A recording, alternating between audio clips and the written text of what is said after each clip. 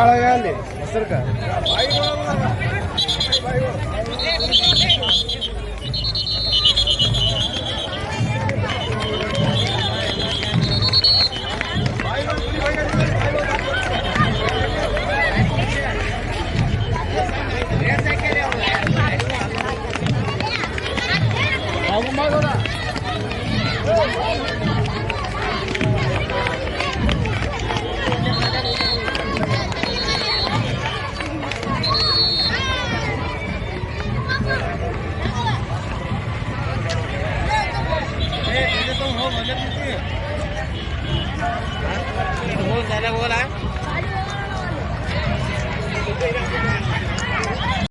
ಕವಿತ್ವದಿಂದನೇ ನಮ್ಮ ನಾಡು ಹುಟ್ಟಿದೆ, ಕವಿತ್ವದಿಂದನೇ ನಾವು ಬದುಕನ್ನು ಮಾಡುತ್ತೀವಿ ಎನ್ನುವಂತಹ ಉದ್ದೇಶದೊಂದಿಗೆ ತಮ್ಮದೇ ಆಗಿರುವಂತಹ ವಿಚಾರವನ್ನ ಈ ಸಮಯದೊಳಗೆ ನಿಮ್ಗೆ ತಿಳಿಸಿಕೊಂಡು ಬರುವಂತವರಾಗಿದ್ದಾರೆ ಎನ್ನುವಂತ ಮಾತನ್ನ ಈ ಸಮಯದಲ್ಲಿ ವ್ಯಕ್ತಪಡಿಸ್ತಾ ಇವತ್ತ ಕವಿಗೋಷ್ಠಿಯವರಿಗೆ ತಿಳಿಸ್ತಾ ಇದ್ದೀನಿ.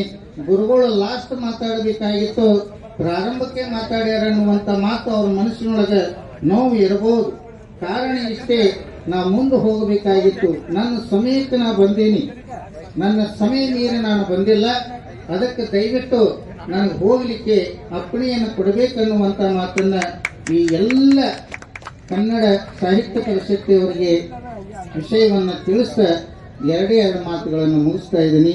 ನಿಮ್ಗೆಲ್ಲರಿಗೂ ಕೃಪಾಶೀರ್ವಾದ.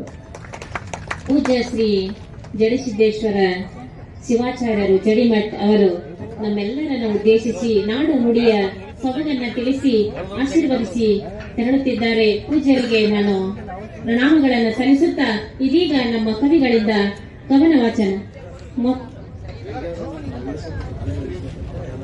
ಈಗ ಈ ಒಂದು ಸಮ್ಮೇಳನಕ್ಕೆ ಆರೋಹಣವಾಗಿರ್ತಕ್ಕಂತಹ ಧ್ವಜ ಈಗ ಅವರೋಹಣವಾಗಿರ್ತಕ್ಕಂತಹ ಒಂದು ಸಮಯ. ಎಲ್ಲರೂ ವೇದಿಕೆಯಲ್ಲಿರುವಂತಹವರು ಎಲ್ಲರೂ ಈಗ ಎದ್ದು ನಿಲ್ಬೇಕಂತ ವಿನಂತಿಸಿಕೊಳ್ಳುತ್ತೇನೆ. ಮೊದಲು ಪ್ರಥಮದಲ್ಲಿ ಕನ್ನಡ ಸಾಹಿತ್ಯ ಪರಿಷತ್ತಿನ ಧ್ವಜವನ್ನ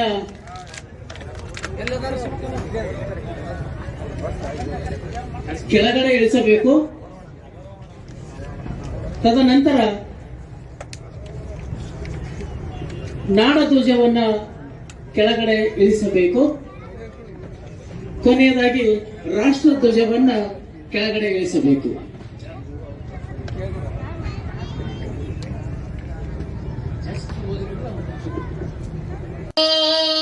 ಬಾಗೇವಾಡಿ ಬಸವಗನೇ